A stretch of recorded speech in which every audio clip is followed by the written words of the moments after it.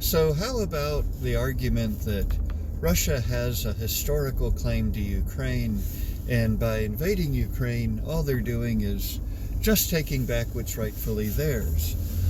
Some will put it this way: Ukraine used to be part of the Soviet Union, and like everything else in the Soviet Union, Ukraine was dominated ultimately by Russia.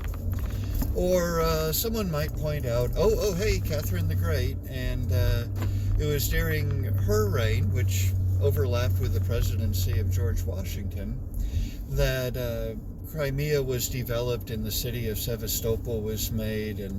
But it's a little difficult to stake a modern-day claim on history, because there was a time when Moscow was under the Tartar yoke, and they paid tribute to the descendants of Genghis Khan.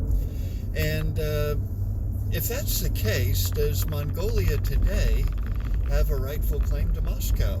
Moscow was once conquered by a Polish-Lithuanian alliance. Does that mean that Poland and Lithuania today can split up Moscow between themselves?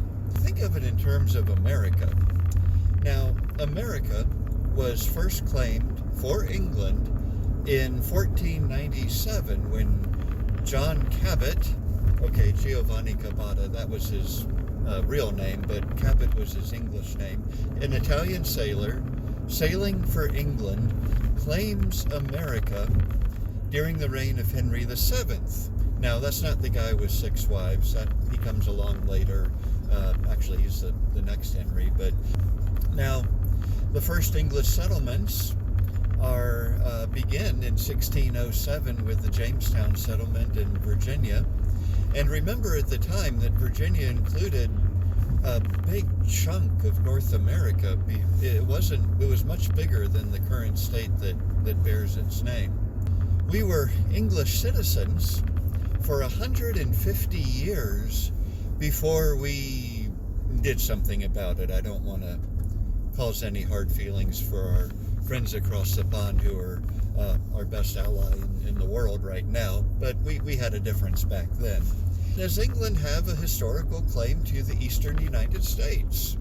And if so, what congressman or senator from any of the states, from New Hampshire down to Georgia, would be willing to give up their state if Charles III said, hand it over?